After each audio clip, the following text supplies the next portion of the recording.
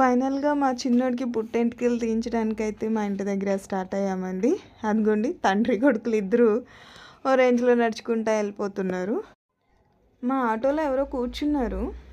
Okay. ఆయన ఏదో మాట్లాడేసి బాబుకి పుట్టెంటుకలు తీస్తున్నా అని చెప్పారు. అక్కడి నుంచి ఇంకా గుణదల కొండకి వచ్చేసాము. అదిగోండి హాయ్ చెప్పేస్తున్నాడు మా చిన్నోడు.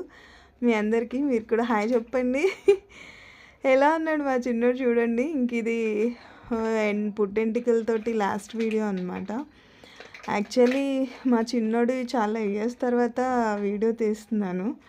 1 ఇయర్ అబోవ్ అయిపోయింది. ఇప్పుడు పుట్టెంటుకలకి మళ్ళీ ఒక వీడియో తీస్తున్నాను. అదిగోండి మా పెద్దోడు కూడా వచ్చేసాడు. మా పెద్దోడు, మా చిన్నోడు, వాళ్ళ డాడీ ముగ్గురు కలిసి పైకి ఎక్కేస్తున్నారు.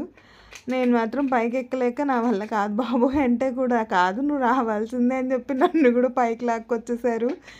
నేను మాత్రం ఎక్కలేక చాలా అలసిపోతున్నానండి.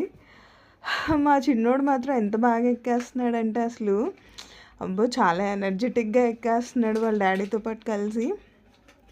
చిన్న చిన్న బుడ్డు అడుగులు వేసుకుంటా ఎంత చక్కగా ఎక్కేస్తున్నాడో మా చిన్నోడు. నాకు చూస్తుంటే మాత్రం చాలా ముచ్చటేసేస్తుంది. ఫైనల్గా చేరుకుంటున్నాం అనమాట.